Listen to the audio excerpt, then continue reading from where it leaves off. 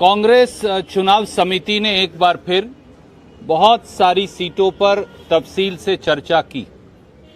आपने देखा कि 124 विधानसभा की सीट कांग्रेस पहले ही बहुत दिन पहले घोषणा कर चुकी। 42 सीटों की घोषणा हमने और कर दी। कांग्रेस ने तो 2/3 से ज्यादा सीटों की घोषणा कर दी, पर बीजेपी एक सीट की भी घोषणा नहीं कर पाई। क्या हम जेपी नड्डा जी से पूछ सकते हैं, नड्डा साहब आपको किस बात का डर सताता है? नड्डा साहब को डर क्यों लगता है? क्या इसलिए कि बोम्मई जी और नड्डा साहब और मोदी जी और अमित शाह जी जानते हैं कि भाजपा ने सीट घोषित की और भाजपा में भगदड़ मची। भगदड़ के डर से वो सीट अनाउंस करने से डर रहे हैं। नड्डा साहब डरिए मत, क्योंकि 40% कमीशन के भ्रष्टाचार का सच तो 6.5 करोड़ से अधिक कर्नाटका के हमारे भाई बहन जान चुके हैं। और कब तक आप खैर मनाएंगे? मुख्यमंत्री कहते हैं मैं अपनी सीट से नहीं लड़ूंगा, मुझे दूसरी सीट दे दीजिए। अधिकतर मंत्री कहते हैं मैं अपनी सीट से नहीं लड़ूंगा, मुझे दूसरी सीट दे दीजिए। भैया, अगर आपके पास लड़ने वाले उम्मीदवार बचे ही नहीं हैं तो कुछ फिल्म स्टार भर्ती करो, उनको टिकट दो, कुछ फिल्म एक्ट्रेसेस भर्ती करो, शायद आपकी बात बन जाए। शायद इसी वजह से आप सीट अनाउंस नहीं कर रहे। और दूसरा महत्वपूर्ण मुद्दा जो आप दोनों ने उठाया, फेडरलिज्म, संघीय ढांचा जो इस देश में है, उस पर कोई आक्रमण नहीं कर सकता।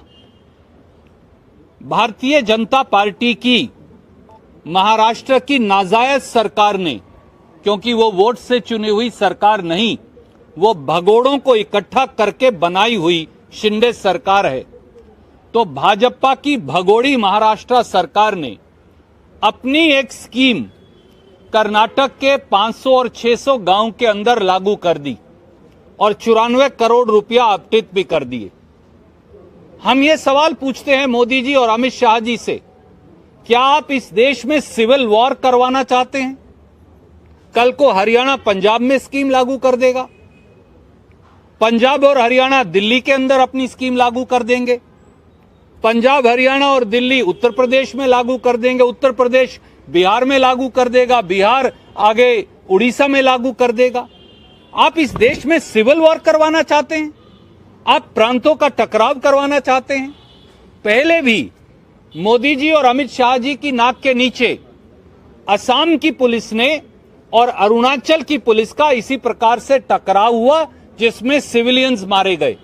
बाकायदा एक प्रांत की दूसरे प्रांत की फायरिंग हुई और 6-8 महीने तक एक प्रांत के लोग दूसरे प्रांत में नहीं जा पाए, जैसे ये कोई हिंदुस्तान पाकिस्तान हो।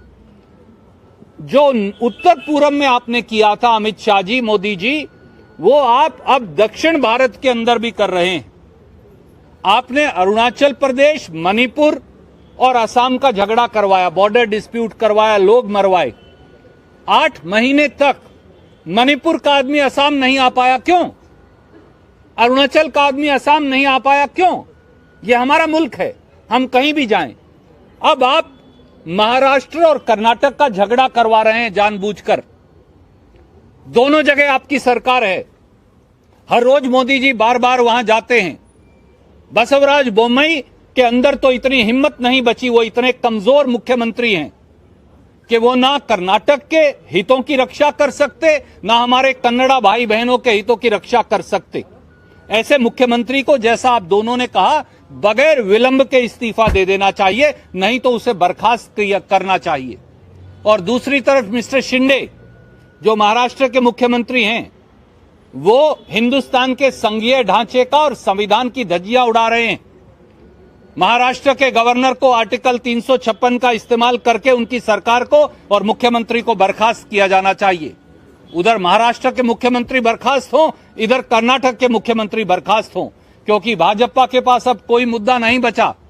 उन्होंने सारे हथकंडे अपना लिए, हिंदू मुसलमान, शमशान कब्रिस्तान, जातियों का टकराव, SC ST का टकराव, लिंगायत वोका लीगा का टकराव, अब कुछ नहीं बचा तो अब प्रांतों का टकराव करवा रहे हैं।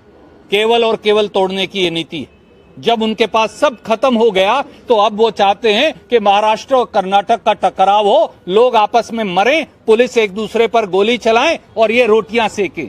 हम ऐसा नहीं होने देंगे, क्योंकि भारतीय राष्ट्रीय कांग्रेस अभी जिंदा है।